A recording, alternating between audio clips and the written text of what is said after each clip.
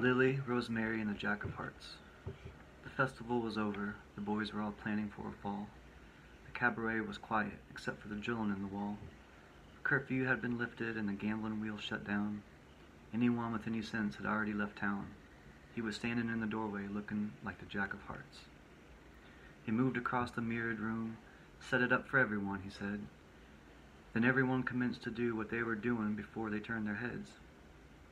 Then he walked up to a stranger and he asked him with a grin, "Could you kindly help me, friend? What time does the show begin?" Then he moved into the corner, face down like the Jack of Hearts. Backstage, the girls were playing five-card stud by the stairs.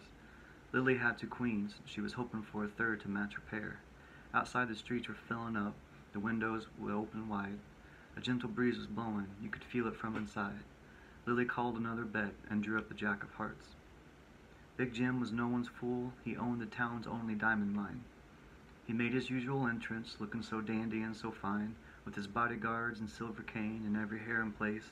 He took whatever he wanted to and laid it all to waste. But his bodyguards and silver cane were no match for the Jack of Hearts. Rosemary combed her hair and took a carriage into town. She slipped in through the side door, looking like a queen without a crown. She fluttered her false eyelashes and whispered in his ear, "Sorry, darling, that I'm late," but he didn't seem to hear.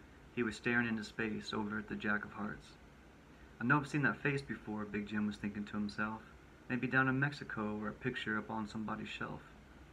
But then the crowd began to stamp their feet and the house lights did dim, and in the darkness of the room there was only Jim and him, staring at the butterfly who just drew the Jack of Hearts.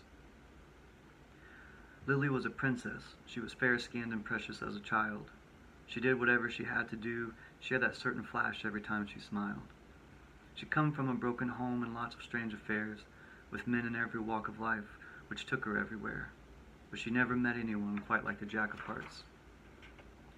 The hanging judge came in unnoticed and was being wined and dined. The drilling in the wall kept up, but no one seemed to pay it any mind. It was known all around that Lily had Jim's ring, and nothing would ever come between Lily and the king. No, nothing ever would, except maybe the Jack of Hearts.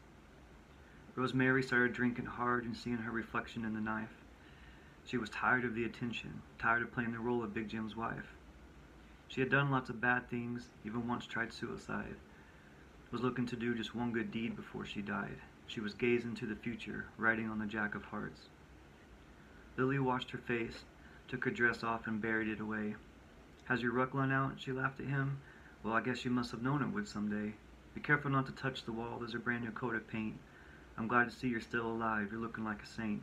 Down the hallway footsteps were coming for the Jack of Hearts.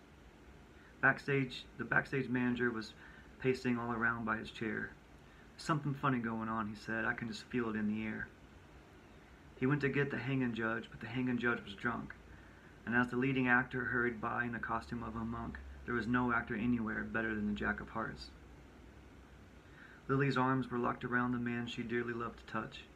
She forgot all about the man she couldn't stand, who hounded her so much. "I've missed you so," she said to him, and he felt she was sincere. But just beyond the door he felt jealousy and fear. Just another night in the life of the Jack of Hearts. No one knew the circumstance, but they said it happened pretty quick. The door to the dressing room burst open and a cold revolver clicked. And Big Jim was standing there, you couldn't say surprised. Rosemary right beside him, steady in her eyes. She was with Big Jim, but she was leaning to the Jack of Hearts. 2 doors down, the boys finally made it through the wall and cleaned out the bank safe. It said they got off with quite a haul. In the darkness by the riverbed, they waited on the ground for one more member who had business back in town. But they couldn't go no further without the Jack of Hearts. The next day was hanging day. The sky was overcast and black.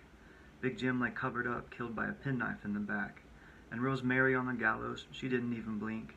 The hanging judge was sober. He hadn't had a drink. The only person on the scene missing was the Jack of Hearts.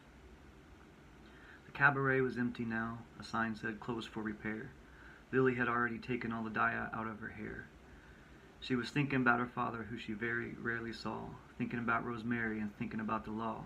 But most of all, she was thinking about the Jack of Hearts.